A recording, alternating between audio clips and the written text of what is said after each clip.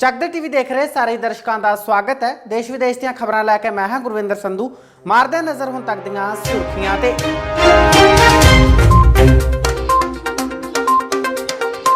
ਬਲਾਤਕਾਰੀ ਸਾਧ ਨੂੰ ਬਚਾਉਣ ਲਈ ਗੁਰੂ ਘਰ ਵਿੱਚ ਕੀਤੀ ਗਈ ਅਰਦਾਸ। ਮੋਦੀ ਤੇ ਸਿਰਸਾ ਸਾਧ ਲਈ ਕੀਤੀ ਗਈ ਅਰਦਾਸ ਵਿਵਾਦਾਂ ਵਿੱਚ ਘਿਰੀ।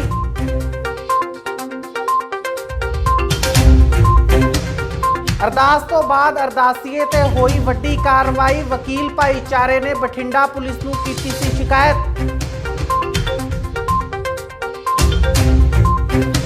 अरदास तो बाद भड़के बलजीत सिंह दादूवाल कार्रवाई दी कीती मंग।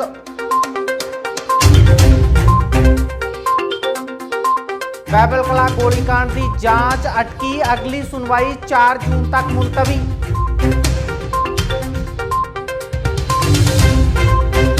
आरएसएस के किसान भिड़े। आरएसएस के कैंप विच होया जम के हंगामा। हुण खबरां विस्तार नाल।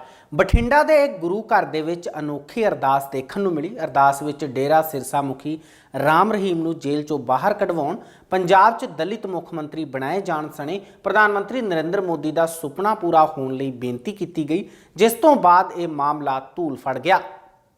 जो सुखबीर बादल ने चालां चल के साडे संत डॉक्टर राम रहीम जी नूं कैद करा दित्ती है सुनहरिया जेल दे विच। महाराज सिंह डेरे दे विच जाके देखिया, सानू कोई भी उत्थे माड़ा काम नहीं लग्या। सो किरपा करो ते संतां नूं रिहाई करन दी जो वडियाई आ ते खालसा जी नूं बख्शो। सच्चे पातशाह को मोदी साहब दे सिर ते मेरे पर हथ रख के इस संतां दी रिहाई कराओ। ओ समा लियाओ वाहिगुरू।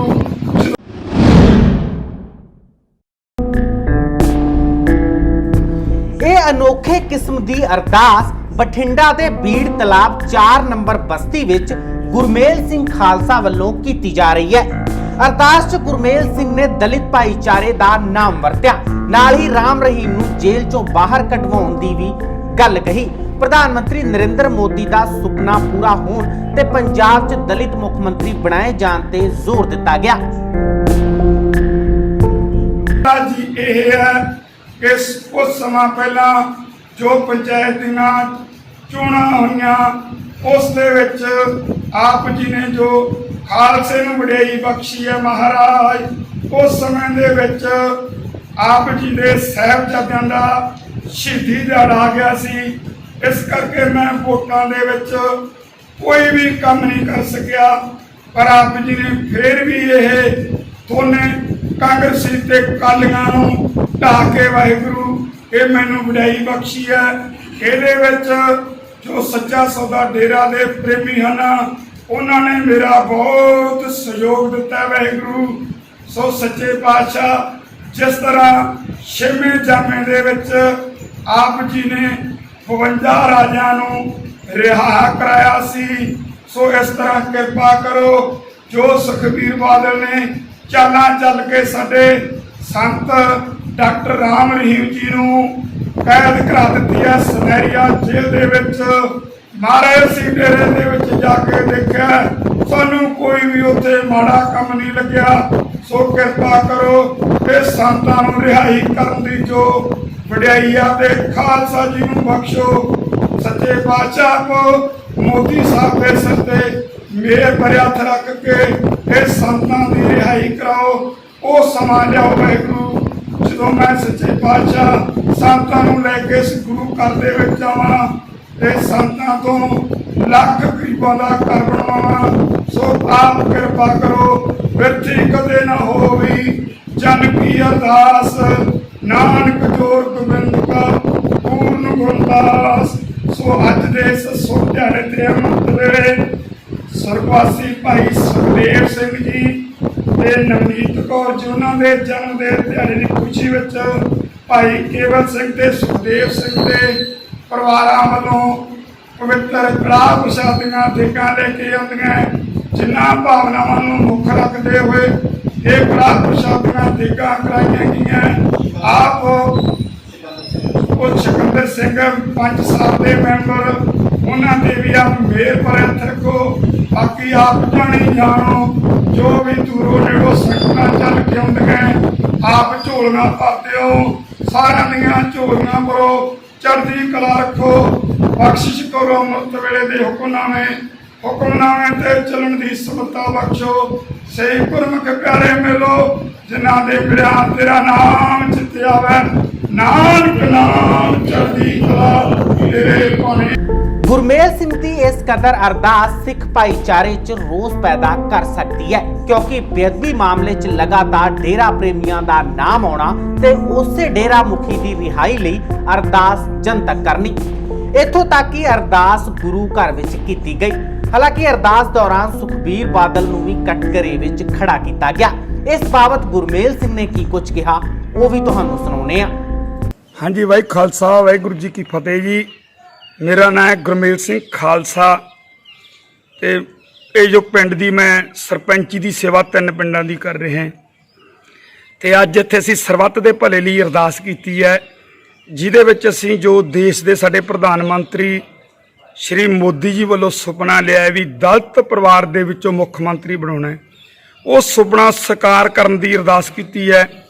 ते दूजा जो साडे डॉक्टर राम रहीम जी कुछ समा पहला सनारिया जेल दे विच जो अरेस्ट हैं जिन्होंने कि सुखबीर बादल ने चालां चल के बाणे दे नाल ही फसाया है।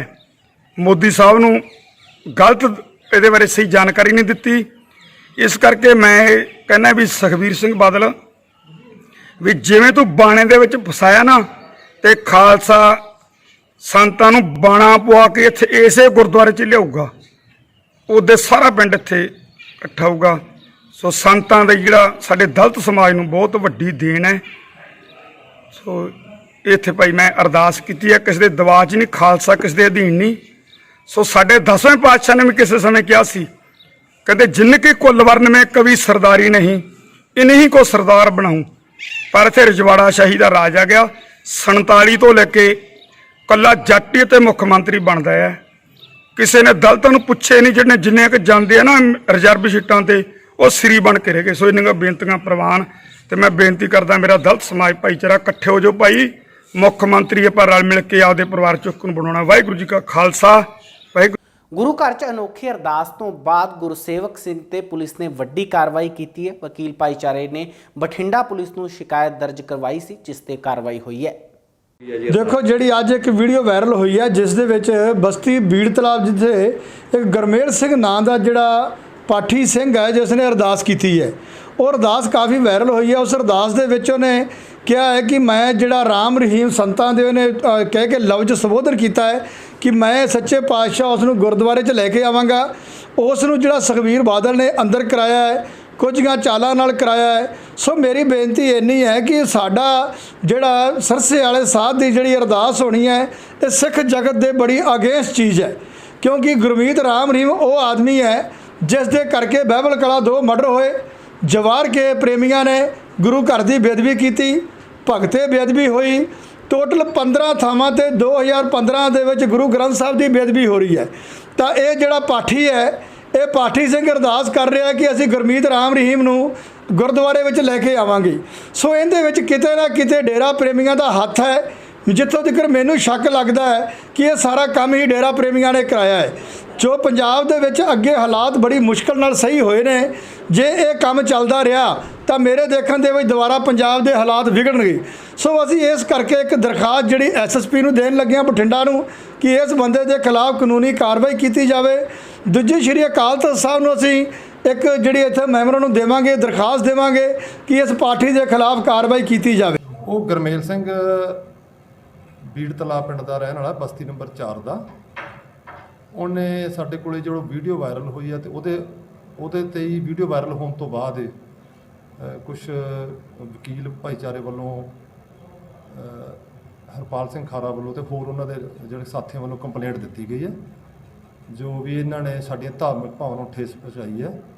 अरदास में कुछ गलत गल्लां दा बोलियां ने जिहड़ी वीडियो वायरल हुई है ਅਸੀਂ ਉਹਦੀ ਜਿਹੜੀ ਕੰਪਲੇਂਟ ਤੇ ਉਹਦੀ ਕਾਰਵਾਈ ਕਰ ਰਹੇ ਹਾਂ। ਸਰ ਅਰਦਾਸ ਕਿਹਦੇ ਵਿੱਚ ਕੀਤੀ ਸੀ ਨੇ? ਹਾਂਜੀ ਅਰਦਾਸ ਕਿਹਦੇ ਵਿੱਚ ਕੀਤੀ ਸੀ ਨੇ? ਗੁਰਦੁਆਰਾ ਸਾਹਿਬ 'ਚ ਕੀਤੀ ਹੈ ਪਿੰਡ ਦੇ ਗੁਰਦੁਆਰਾ ਸਾਹਿਬ 'ਚ ਬੀੜ ਤਲਾਬ 'ਚ। ਸਰ ਇਹ ਕਿਸ ਤਰ੍ਹਾਂ ਦੀ ਹੁਣ ਕਾਰਵਾਈ ਕਰੇਗੀ ਪੁਲਿਸ ਅੱਗੇ? ਹਾਂ ਉਹਦੇ ਤੇ ਜੋ ਵੀ ਬਣਦੀ ਹੈ ਲੀਗਲ ਕਾਰਵਾਈ ਅਸੀਂ ਕਰ ਰਹੇ ਹਾਂ ਉੱਤੇ ਜੋ ਕੰਪਲੇਂਟ ਆਈ ਉਹਦੇ ਤੇ। ਸਰ ਬੰਦਾ ਫੜਿਆ ਗਿਆ ਜਾਂ ਹਜੇ ਤੱਕ? ਨਹੀਂ, ਹਲੇ ਉਹ ਅਰੈਸਟ ਕਰਨਾ ਉਹਨੂੰ ਜਦੋਂ ਹੋਊਗੀ, ਪਰਚਾ ਦਰਜ ਹੋਊਗਾ, ਜੇ ਕੋਈ ਕਾਰਵਾਈ ਹੋਊਗੀ ਫਿਰ ਉਸ ਤੋਂ ਬਾਅਦ ਅਰੈਸਟ ਕਰਨਾ। ਉਧਰ ਸਿੱਖ ਆਗੂ ਤੇ ਹਰਿਆਣਾ ਗੁਰਦੁਆਰਾ ਮੈਨੇਜਮੈਂਟ ਕਮੇਟੀ ਦੇ ਆਗੂ ਬਲਜੀਤ ਸਿੰਘ ਦਾਦੂਵਾਲ ਨੇ ਵੀ ਇਸ ਅਰਦਾਸ ਤੇ ਤਿੱਖਾ ਪ੍ਰਤੀਕਰਮ ਜ਼ਾਹਿਰ ਕੀਤਾ। ਨਾਲ ਹੀ ਉਹਨਾਂ ਨੇ ਰਾਮ ਰਹੀਮ ਦੀ ਪੈਰੋਲ ਨੂੰ ਲੈ ਕੇ ਵੀ ਤਿੱਖੀ ਟਿੱਪਣੀ ਕੀਤੀ। ਬੀੜ ਤਲਾਬ ਪਿੰਡ ਦੇ ਵਿੱਚ ਹੋਈ ਹੈ। ਬੀੜ ਤਲਾਬ ਦੇ ਵਿੱਚ ਜਿਹੜਾ ਇੱਕ ਸਰਪੰਚ ਪਤੀ, ਜਿਸ ਦੀ ਕਿ ਪਤਨੀ ਸਰਪੰਚ ਹੈ, ਰਾਜੂ ਕੌਰ ਸ਼ਾਇਦ ਉਸ ਦਾ ਨਾਂ ਹੈ, ਤੇ ਉਹ ਸਰਪੰਚ ਪਤੀ ਗੁਰਮੇਲ ਸਿੰਘ, ਜਿਸ ਨੇ ਗੁਰਦੁਆਰਾ ਸਾਹਿਬ ਦੇ ਵਿੱਚ ਅਰਦਾਸ ਕੀਤੀ ਹੈ ਇਹ ਸੌਦਾ ਸਾਧ ਪਰਖੰਡੀ ਗੁਰਮੀਤ ਰਾਮ ਰਹੀਮ ਦੀ ਰਿਹਾਈ ਵਾਸਤੇ, ਤੇ ਉਹਨੂੰ ਰਿਹਾ ਕਰਾ ਕੇ ਗੁਰਦੁਆਰਾ ਸਾਹਿਬ ਲਿਆ ਕੇ ਜਿਹੜਾ ਹੈਗਾ ਉਹਨੂੰ ਲਿਆਉਣ ਦੀ ਗੱਲ ਅਰਦਾਸ ਵਿੱਚ। ਇਹ ਵੀ ਬਹੁਤ ਮੰਦਭਾਗੀ ਘਟਨਾ। ਇਸ ਤੇ ਤੁਰੰਤ ਕਾਰਵਾਈ ਪੰਜਾਬ ਪੁਲਿਸ ਨੂੰ, ਪੰਜਾਬ ਸਰਕਾਰ ਨੂੰ ਕਰਨੀ ਚਾਹੀਦੀ ਹੈ। ਨਹੀਂ ਤੇ ਜੇਕਰ ਇਹੋ ਜਿਹਾ ਆਦਮੀ ਜਿਹੜਾ ਕਿ ਸੌਦਾ ਸਾਧ ਕਤਲਾਂ ਤੇ ਕੁਕਰਮਾਂ ਦਾ ਦੋਸ਼ੀ ਹੈ, ਸਿੱਖ ਭਾਵਨਾਵਾਂ ਭੜਕਾਉਣ ਦਾ ਦੋਸ਼ੀ ਹੈ, ਜਿਹਨੇ ਗੁਰੂ ਸਾਹਿਬ ਦਾ ਸਵਾਂਗ ਰਚਿਆ ਸੀ, ਅੰਮ੍ਰਿਤ ਛਕਾਉਣ ਦੀ ਨਕਲ ਕੀਤੀ ਸੀ, ਜੇ ਇਹੋ ਜਿਹਾ ਆਦਮੀ ਕਿਤੇ ਸਿੱਖਾਂ ਦੇ ਹੱਥ ਚੜ੍ਹਦਾ ਤਾਂ ਉਹਦਾ ਸੋਧਾ ਜਿਹੜਾ ਵਾ ਉਹ ਜ਼ਰੂਰ ਉਹਦਾ ਜਿਹੜਾ ਹੈਗਾ ਛਤਰਪੋਲਾ ਹੋਊਗਾ। ਇਸ ਕਾਰਨ ਕਰਕੇ ਪੰਜਾਬ ਪੁਲਿਸ ਨੂੰ ਚਾਹੀਦਾ ਤੁਰੰਤ ਉਹਦੇ ਤੇ ਕਾਰਵਾਈ ਕਰਨੀ ਚਾਹੀਦੀ। ਉਹਨੇ ਸਿੱਖ ਭਾਵਨਾਵਾਂ ਨੂੰ ਭੜਕਾਇਆ ਤੇ ਉਹਨੂੰ ਜੇਲ੍ਹ ਦੀਆਂ ਸਲਾਖਾਂ ਪਿੱਛੇ ਸਿੱਟਣਾ ਚਾਹੀਦਾ। ਸੋ ਸਮੁੱਚੀ ਸੰਗਤ ਨੂੰ ਮੈਂ ਅਪੀਲ ਕਰਨੀ ਚਾਹੁੰਦਾ ਕਿ ਸਾਰੀਆਂ ਸੰਗਤਾਂ ਇਸ ਗੱਲ ਤੋਂ ਸੁਚੇਤ ਰਹਿਣ। ਪਹਿਲੀ ਗੱਲ ਤਾਂ ਸੌਦਾ ਸਾਧ ਦੀ ਪੈਰੋਲ ਨੂੰ ਕਿਸੇ ਤਰੀਕੇ ਵੀ ਜਿਹੜਾ ਹੈਗਾ ਉਹ ਮਨਜ਼ੂਰ ਨਹੀਂ ਕੀਤਾ ਜਾਊਗਾ, ਉਹਦੀ ਪੈਰੋਲ ਨੂੰ ਬਰਦਾਸ਼ਤ ਨਹੀਂ ਕੀਤਾ ਜਾਊਗਾ। ਔਰ ਅਮਿਤਾਭ ਬੱਚਨ ਦਾ ਮਾਫੀਨਾਮਾ ਮਨਜਿੰਦਰ ਸਿਰਸੇ ਨੂੰ ਮਾਫੀਨਾਮਾ ਦਿਵਾਉਣ ਲਈ ਇਹ ਵੀ ਬਰਦਾਸ਼ਤ ਨਹੀਂ ਕੀਤਾ ਜਾਊਗਾ। ਔਰ ਤੀਸਰਾ, ਜੇ ਕੋਈ ਸੌਦਾ ਸਾਧ ਬਾਰੇ ਗੁਰੂ ਘਰ ਦੇ ਵਿੱਚ ਅਰਦਾਸ ਕਰੇ, ਇਸ ਚੀਜ਼ ਨੂੰ ਵੀ ਬਰਦਾਸ਼ਤ ਨਹੀਂ ਕੀਤਾ ਜਾਊਗਾ। ਵਾਹਿਗੁਰੂ ਜੀ। ਅੱਜ ਬਾਈਬਲ ਕਲਾ ਗੋਲੀकांड ਮਾਮਲੇ ਵਿੱਚ ਦੋਸ਼ ਤੈਅ ਹੋਣ ਨੂੰ ਲੈ ਕੇ ਬਹਿਸ ਹੋਣੀ ਸੀ, ਪਰ ਅਦਾਲਤ ਵਿੱਚ ਆਨਲਾਈਨ ਕੰਮਕਾਜ ਹੋਣ ਦੇ ਚੱਲਦੇ ਹੁਣ ਇਸ ਮਾਮਲੇ ਦੀ ਸੁਣਵਾਈ 4 ਜੂਨ ਤੱਕ ਮੁਲਤਵੀ ਕਰ ਦਿੱਤੀ ਗਈ ਹੈ।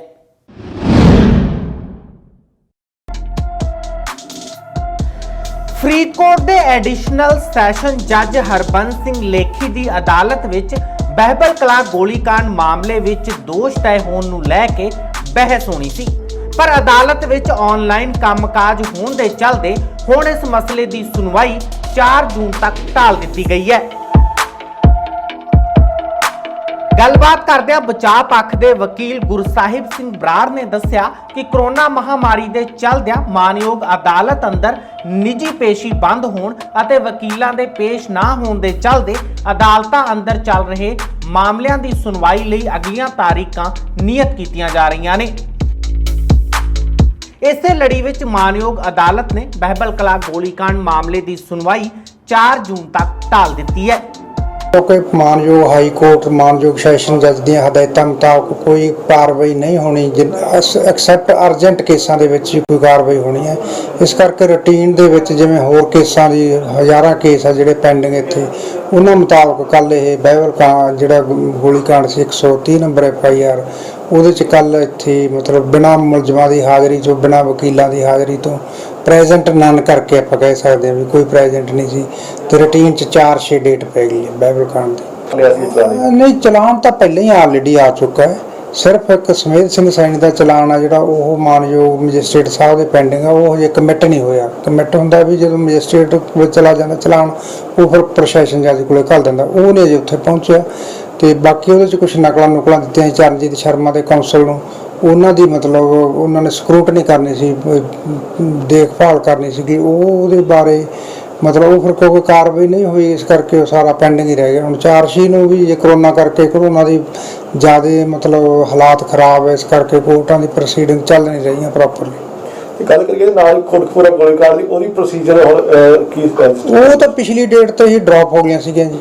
ਪਿਛਲੀ ਡੇਟ ਹੁਣ ਮੇਰੇ ਜ਼ਬਾਨੀ ਯਾਦ ਨਹੀਂ ਕਿ ਉਸ ਡੇਟ ਤੇ ਹੀ ਪ੍ਰੋਸੀਡਿੰਗਸ ਡ੍ਰੌਪ ਹੋ ਗਈਆਂ ਸੀਗੀਆਂ। ਦੋਨੋਂ FIR ਦੇ 192 ਜਿਹੜੀ 2015 ਦੀ ਸੀ ਤੇ 129 ਜਿਹੜੀ 2018 'ਚ ਦਰਜ ਹੋਈ ਸੀ, ਉਹ ਪ੍ਰੋਸੀਡਿੰਗ ਡ੍ਰੌਪ ਹੋ ਗਈਆਂ ਸੀ ਕੋਰਟ ਵੱਲੋਂ।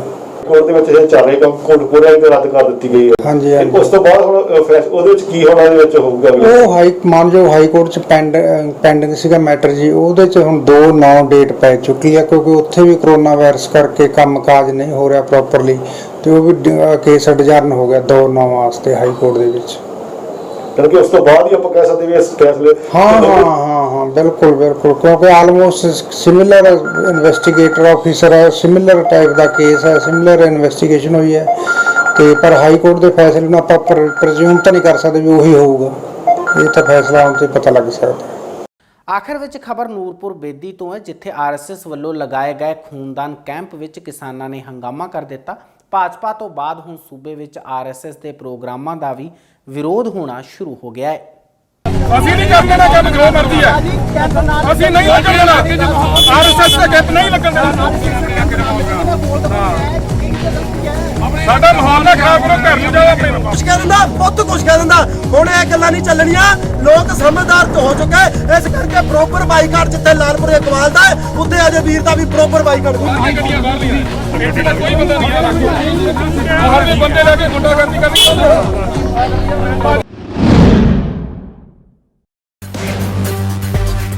ਤਸਵੀਰਾਂ ਨੂਰਪੁਰ ਬੇਦੀ ਸਥਿਤ ਆਰਐਸਐਸ ਕੈਂਪ ਦੀਆਂ ਨੇ, ਜਿੱਥੇ ਮਾਹੌਲ ਉਸ ਸਮੇਂ ਤਣਾਅਪੂਰਨ ਹੋ ਗਿਆ ਜਦੋਂ ਆਰਐਸਐਸ ਦੇ ਖੂਨਦਾਨ ਕੈਂਪ ਵਿੱਚ ਕਿਸਾਨਾਂ ਨੇ ਪਹੁੰਚ ਹੰਗਾਮਾ ਸ਼ੁਰੂ ਕਰ ਦਿੱਤਾ।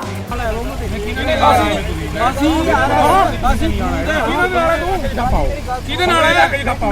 ਦੱਸ ਕਿਹਦੇ ਨਾਲ ਹੈ? ਤੂੰ ਆਖਰ ਕਿਹਦੇ ਨਾਲ ਹੈ? ਕਿਹਦੇ ਬੱਚੇ ਹੋਵੇ? ਕਿਹਦੇ ਨਾਲ ਹੈ ਤੂੰ? ਤੂੰ ਕਹਿੰਦਾ ਮੈਂ ਉਹਦੇ ਨਾਲ ਹੈ, ਕਿਹਦੇ ਨਾਲ ਹੈ? ਗੱਡੀ ਖੜੀ ਉੱਥੇ ਖੜੀ ਰਹਿਣ ਦੋ। ਇੱਥੇ ਕੀ ਕਰਦਾ? ਉਹ ਭਾਜੀ ਮੇਰੀ ਗੱਡੀ ਖੜੀ ਉੱਥੇ। ਤੇਰੀ ਗੱਡੀ ਖੜੀ ਕਿਉਂ ਖੜੀ ਹੈ? ਕਿਉਂ ਖੜੀ ਹੈ? ਗੱਡੀ ਚ ਚੁੱਕਰ ਵਜਾ ਕੇ ਕਿਉਂ ਗੱਡੀ ਲੈ ਕੇ ਕਿਉਂ ਆਇਆ ਤੂੰ ਰੇ? ਸਾਡਾ ਇਲਾਕਾ ਖਰਾਬ ਕਰਨ ਨੂੰ ਤੂੰ ਆਇਆ? ਮੇਰਾ ਇਲਾਕਾ ਯਾਰ, ਤੇਰਾ ਇਲਾਕਾ ਮੇਰਾ ਇਲਾਕਾ ਮੁਜ਼ਾਫਰ ਚੱਲ ਤੂੰ 350 ਤੁਸੀਂ ਮੈਂ ਤਾਂ 447 ਇਨਸਾਨ ਬੀਜੇਪੀ ਦਾ ਨਾ ਨਹੀਂ ਯਾਰ, ਛੋਟੀ ਬੰਦੀ ਆਪਾਂ ਯਾਰ ਇਹ ਚੱਲਦਾ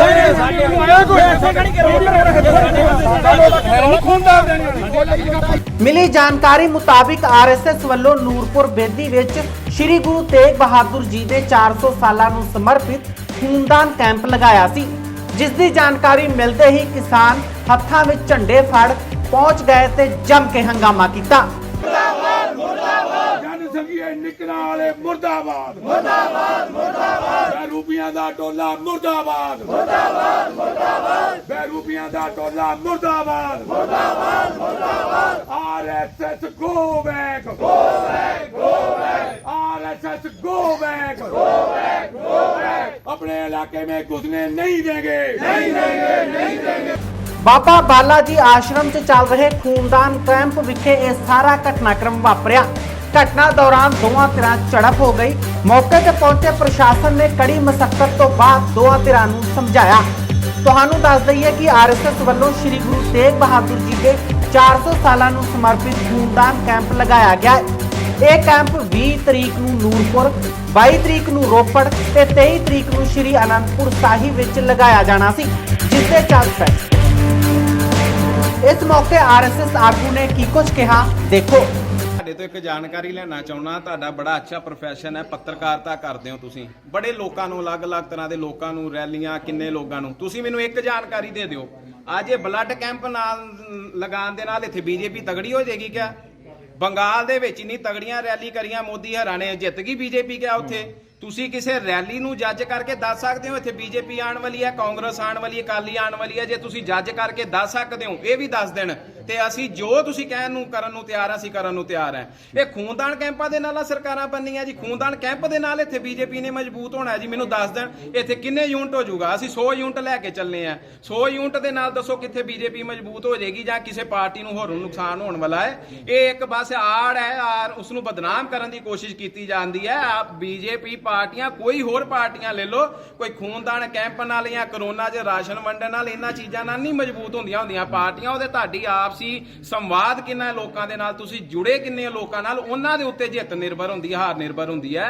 ਤੇ ਇਹਨਾਂ ਖੂਨਦਾਨ ਕੈਂਪਾਂ ਨਾਲ ਨਹੀਂ, ਇੱਕ ਭਰਮ ਫੈਲਾਉਣ ਦੀ ਕੋਸ਼ਿਸ਼ ਕੀਤੀ ਜਾ ਰਹੀ ਹੈ। ਇਹਦੇ 'ਚ ਕੋਈ ਇੱਕ ਮੈਨੂੰ ਬੰਦੇ ਦਾ ਨਾਮ ਨਹੀਂ ਪਤਾ, ਉਹ ਇਹਦੇ ਪਿੱਛੇ ਮੈਨੂੰ ਇੰਨਾ ਪਤਾ ਕਿ ਉਹਨੇ 22 'ਚ ਇਲੈਕਸ਼ਨ ਲੜਨੀ ਹੈ। ਉਹ ਕਹਿੰਦਾ ਕਿ ਮੈਂ ਆਪਣਾ ਕੰਮ ਕਰੀ ਜਾ, ਮੈਨੂੰ ਨਾਮ ਨਹੀਂ ਪਤਾ ਜੀ ਉਹਦਾ ਨਾਮ। ਕਿਹੜਾ ਇਲਾਕਾ, ਕਿਹੜਾ ਉਹਨਾਂ ਦਾ? ਇੱਥੋਂ ਦਾ ਹੀ ਹੈ ਜੀ, ਨੂਰਪੁਰ ਬੇਦੀ ਦਾ ਹੀ ਹੈ ਬੰਦਾ ਉਹ। ਕਿਹੜੀ ਕਿਸ ਸੈਗਮੈਂਟ ਨਾਲ ਜੁੜਿਆ ਹੋਇਆ? ਕਿਹੜਾ ਕੋਈ ਮੇਰੇ ਹਿਸਾਬ ਨਾਲ ਜੱਟਪੁਰ ਰਹਿੰਦਾ ਜੀ ਬੰਦਾ। ਮੈਨੂੰ ਹਾਂ ਜੱਟਪੁਰ ਨਾਂ ਤੇ ਜੱਟਪੁਰ ਰਹਿੰਦਾ, ਲੋਕਲ ਹੈ ਜਾਂ ਆਊਟ ਆਫ? ਆਊਟ ਆਫ ਹੈ, ਆਊਟ ਆਫ ਹੈ ਏਰੀਆ, ਆਊਟ ਆਫ। ਹਾਂ ਆਊਟ ਆਫ ਹੈ, ਹਾਂ ਬਾਹਰ। ਹਾਂ ਮੈਨੂੰ ਨਹੀਂ ਪਤਾ ਦਾ ਨਾਮ ਨੂਮ ਕੀ ਹੈ, ਨਾ ਮੈਂ ਜਾਣਨਾ ਚਾਹੁੰਦਾ ਜੀ।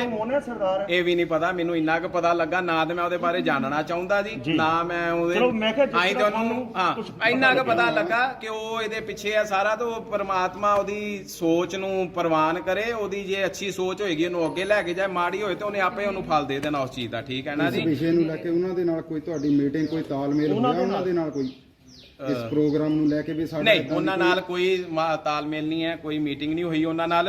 ਲੇਕਿਨ ਉਹ ਜਦ ਸਾਨੂੰ ਕਹਿਣਗੇ ਅਸੀਂ ਉਹਨਾਂ ਨਾਲ ਮੀਟਿੰਗ ਤਾਲਮੇਲ ਕਰਨ ਨੂੰ ਤਿਆਰ ਹਾਂ, ਸਾਨੂੰ ਕੋਈ ਹਰਜ ਨਹੀਂ ਹੈਗਾ ਜੀ। ਉਹ ਜਦ ਸਾਨੂੰ ਸੱਦਾ ਦੇਣਗੇ ਜੀ। ਕੱਲ ਪਤਾ ਲੱਗ ਗਿਆ ਸੀ ਵੈਸੇ ਵੀ ਜਿਹੜਾ ਵਿਰੋਧ ਹੈ ਇਹਦਾ ਹੋ ਰਿਹਾ, ਕਿਉਂਕਿ ਹਾਂ ਵਿਰੋਧ ਆਪਾਂ ਸੋਸ਼ਲ ਮੀਡੀਆ ਪਰ ਤੁਸੀਂ ਸੋਸ਼ਲ ਮੀਡੀਆ ਚੈੱਕ ਕਰਿਓ, ਉਹਨਾਂ ਦੀ ਬਦਖੋਈ ਹੋ ਰਹੀ ਹੈ ਕਿ ਇਸ ਕਰੋਨਾ ਮਹਾਮਾਰੀ ਦੇ ਵਿੱਚ ਜੇ ਖੂਨਦਾਨ ਕੈਂਪ ਲਾ ਰਹੇ ਆ ਤੇ ਤਕਲੀਫ ਕਿਆ ਹੈ। ਉਹਨਾਂ ਨੂੰ ਅਲੱਗ-ਅਲੱਗ ਲੋਕਾਂ ਨੇ ਕਮੈਂਟ ਕਰਕੇ ਕਰਿਆ, ਕਿਤੇ ਕੁਝ ਚੱਲਿਆ ਤਾਂ ਉਹਨਾਂ ਦੀ ਬਦਖੋਈ ਹੋ ਰਹੀ ਹੈ। ਨੂੰ ਲੈ ਕੇ ਫਿਰ ਕਹਿਣ ਦਾ ਮਤਲਬ ਕੱਲ ਤੁਹਾਡੀ ਕਿਸੇ ਤਰ੍ਹਾਂ ਦੀ ਇਹਨਾਂ ਦੇ ਨਾਲ ਜਿੱਦਾਂ ਲੱਗਿਆ ਤੇ ਵਿਰੋਧ ਹੋਇਆ ਤਾਂ ਆਪਸੀ ਕੋਈ ਗੱਲ ਕਰਨ ਦੀ ਕੋਈ ਬਹੁਤੀ ਗੱਲ ਨਹੀਂ। ਦੇਖੋ ਆਪਾਂ ਪ੍ਰਸ਼ਾਸਨ ਤੱਕ ਹੈ, ਠੀਕ ਹੈ ਨਾ ਜੀ। ਸਾਡਾ ਹਾਂ ਅਸੀਂ ਪ੍ਰਸ਼ਾਸਨ ਨੂੰ ਬੇਨਤੀ ਕਰੀ। ਔਰ ਦੂਸਰੀ ਗੱਲ ਮੈਂ ਤੁਹਾਨੂੰ ਲੈਟਰ ਦਿਖਾ ਦਿੰਨਾ ਕਿ ਸਿਵਲ ਪ੍ਰਸ਼ਾਸਨ ਜੋ ਸਿਵਲ ਹਸਪੀਟਲ ਹੈ ਉਹਨਾਂ ਦੇ ਲੋਕਾਂ ਨੇ ਸਾਡੇ ਨਾਲ ਸੰਪਰਕ ਕਰਿਆ ਕਿ ਆਪਣੇ RSS ਨੂੰ ਕਹੋ ਕਿ ਖੂਨਦਾਨ ਦੀ ਕਮੀ ਹੈ ਤੇ ਅਸੀਂ ਇੱਕ ਹੋਰ ਕਹਿਣਾ ਹੈ ਕਿ ਬਾਹਰ ਦੇ ਬੰਦੇ ਇੱਥੇ ਆਏ ਹੋਏ ਆ, ਲੋਕਲ ਕੋਈ ਨਹੀਂ ਹੈਗਾ। ਐਸਾ ਹੈ ਕਿ ਅਸੀਂ ਮੇਰੀ ਵੀਰ ਜੀ ਇੱਕ ਬੇਨਤੀ ਹੈ, ਅਸੀਂ ਬਾਹਰੀ ਕਿਹਨੂੰ ਮੰਨਦੇ ਆ, ਲੋਕਲ ਕਿਹਨੂੰ ਮੰਨਦੇ ਆ, ਥੋੜਾ ਜਿਹਾ ਮੈਨੂੰ ਤੁਸੀਂ ਦੱਸ ਦਿਓ। ਉਹਨਾਂ ਦਾ ਜਦ ਗੁਰੂ ਨਾਨਕ ਦੇਵ ਜੀ ਬਗਦਾਦ ਜਾ ਸਕਦੇ ਆ, ਜਦ ਗੁਰੂ ਨਾਨਕ ਦੇਵ ਜੀ ਮੱਕਾ ਮਦੀਨਾ ਜਾ ਸਕਦੇ ਆ, ਜਦ ਉਹਨਾਂ ਦੇ ਪੈਰ ਇੱਕ ਆਣ ਕੇ ਕਹਿੰਦਾ ਕਿ ਇੱਧਰ ਤੇ ਭਾਈ ਉਹਦੀ ਮੱਕੇ ਦੀ ਇੱਧਰ ਮੂਰਤੀ ਆ ਆਪਣਾ ਹੈ, ਤੇ ਉਹ ਪੈਰ ਚੱਕਦੇ ਚੱਕਦੇ ਆਪੇ ਪੈਰ ਚੱਕਦੇ, ਜਦ ਉੱਥੇ ਜਾ ਕੇ ਉਹ ਸਿੱਧਾ ਆਪਣਾ ਸੇਧਾਂ ਦੇ ਸਕਦੇ ਆ, ਤੇ ਲੋਕਲ ਕੌਣ ਹੋਇਆ ਬਾਹਰੀ। ਉਧਰ ਕਿਸਾਨ ਖੇਤੀ ਕਾਨੂੰਨਾਂ ਤੋਂ ਅੱਕੇ ਪਿਛਲੇ ਕਰੀਬ 9 ਮਹੀਨਿਆਂ ਤੋਂ ਦੇਸ਼ ਦੇ ਵੱਖ-ਵੱਖ ਹਿੱਸਿਆਂ ਸਣੇ ਦਿੱਲੀ ਦੀਆਂ ਸਰਹੱਦਾਂ ਤੇ ਪ੍ਰਦਰਸ਼ਨ ਕਰ ਰਹੇ ਨੇ, ਪਰ ਉਹਨਾਂ ਦੀ ਇੱਕ ਨਹੀਂ ਸੁਣੀ ਜਾ ਰਹੀ, ਜਿਸ ਦੇ ਚੱਲਦੇ ਕਿਸਾਨਾਂ ਵੀ ਭਾਜਪਾ ਤੇ RSS ਦਾ ਵਿਰੋਧ ਕਰਨਾ ਸ਼ੁਰੂ ਕਰ ਦਿੱਤਾ ਹੈ। ਹੁਣ ਤੱਕ ਪੰਜਾਬ 'ਚ ਭਾਜਪਾ ਆਗੂਆਂ ਦਾ ਤਿੱਖਾ ਵਿਰੋਧ ਦੇਖਣ ਨੂੰ ਮਿਲਿਆ ਸੀ ਤੇ ਹੁਣ RSS ਦਾ ਵੀ ਸੂਬੇ 'ਚ ਵਿਰੋਧ ਹੋਣਾ ਸ਼ੁਰੂ ਹੋ ਗਿਆ ਹੈ। ਜਿੱਥੇ ਦਿੱਲੀ ਦੇ ਵਿੱਚ ਬਹੁਤ ਵੱਡਾ ਕਿਸਾਨਾਂ ਦਾ ਸੰਘਰਸ਼ ਚੱਲ ਰਿਹਾ ਹੈ, ਦੂਜੇ ਪਾਸੇ ਬਹੁਤ ਵੱਡੀ ਬਿਮਾਰੀ ਕਰੋਨਾ ਜਿਸ ਦਾ ਨਾਂ ਹੈ ਉਹ ਸਾਡੇ ਲੋਕਾਂ ਨੂੰ ਘੇਰ ਕੇ ਬੈਠੀ ਹੈ।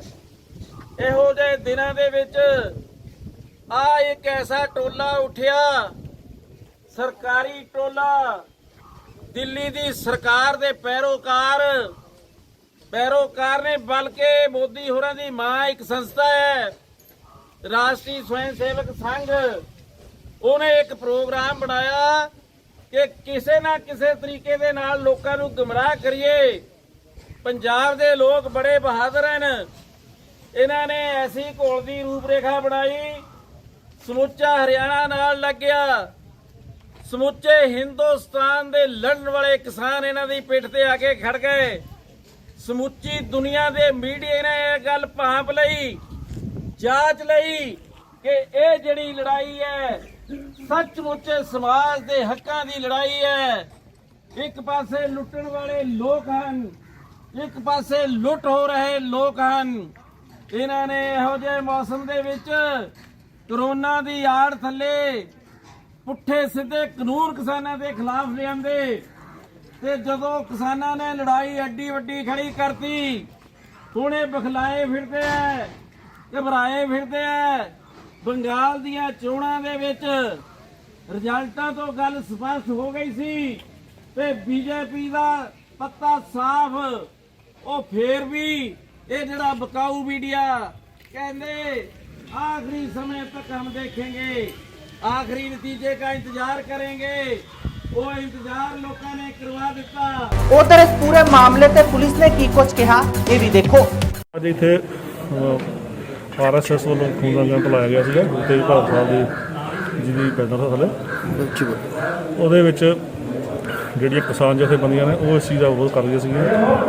ਉਹਨਾਂ ਨੇ ਕੁਛ ਜਿਹੜੇ ਸੀਗੇ ਖੂਨਦਾਨੀ ਜਿਹੜੇ ਸੀਗੇ ਉਹ ਇੱਥੇ ਮੌਕੇ 'ਤੇ ਜਦੋਂ ਆਏ ਤੇ ਉਹਨਾਂ ਵੱਲੋਂ ਵਿਰੋਧ ਕੀਤਾ ਗਿਆ, ਅਤੇ ਜਿਹੜੀ ਹੁਣ ਪੋਜੀਸ਼ਨ ਪੀਸਫੁਲ ਹੈ ਅਤੇ ਬਲੱਡ ਡੋਨੇਸ਼ਨ ਜਿਹੜਾ ਕੈਂਪ ਸੀਗਾ, ਕਿਉਂਕਿ ਉਹ ਇੱਥੇ ਕੋਈ ਮਤਲਬ ਕੋਈ ਬਲੱਡ ਡੋਨੇਟ ਨਹੀਂ ਹੋ ਸਕਿਆ ਜੀ।